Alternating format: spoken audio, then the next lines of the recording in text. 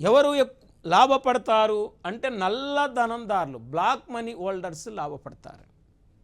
అంటే black money ఉంటుంది కాబట్టి వీళ్ళకి ధరలు పెరిగినా వీళ్ళ మీద ఎలాంటి ఇంపాక్ట్ అనేది చూపదు. తర్వాత ఉత్పత్తిదారులు, ధరలు పెరిగినప్పుడు వీళ్ళ ఆదాయం పెరుగుతుంది కాబట్టి వీళ్ళు లాభపడతారు. పెద్ద రైతులు ధరలు పెరిగినప్పుడు ఎక్కువ బెనిఫిట్ పొందుతారు.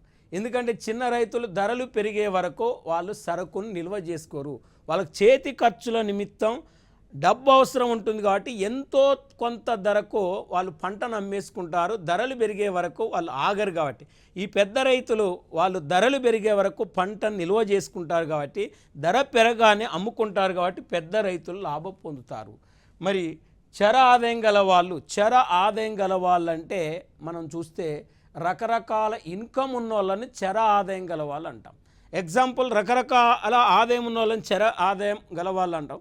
అంటే ఇప్పుడు డాక్టర్ చూడండి, చూడటం వల్ల ఆయనకు ఆదాయం వస్తుంది, టెస్టుల ద్వారా ఆయనకు ఆదాయం వస్తుంది, మెడికల్ షాపుల ద్వారా అంటే మందులు రాయటం వల్ల పర్సెంటేజ్ ద్వారా ఆదాయం వస్తుంది, గెస్ట్ డాక్టర్లుగా వెళ్ళినప్పుడు ఆదాయం వస్తుంది, దాన్ని చర ఆదాయం అంటాం.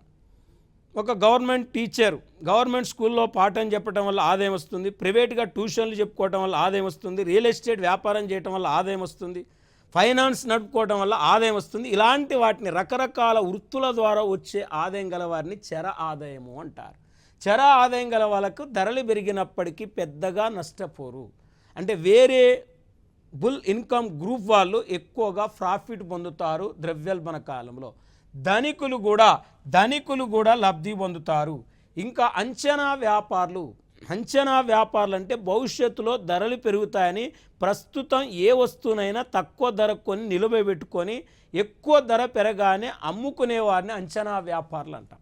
వీళ్ళు ఎక్కువగా లాభ పొందే అవకాశం ఉంది కాబట్టి వీళ్ళు ఇక స్మగ్లింగ్ కూడా చేసే వాళ్ళు కూడా ఎక్కువగా లాభపడతారు. తక్కువ ధరలకే లైసెన్స్ లేకుండా విదేశాల నుంచి వస్తువులను ఇంపోర్ట్ చేసుకొని ఎక్కువ ధరలకు అమ్మి ప్రాఫిట్ పొందుతారు కాబట్టి ఈ దొంగ రవాణా చేసేవారు కూడా లాభపడతారు.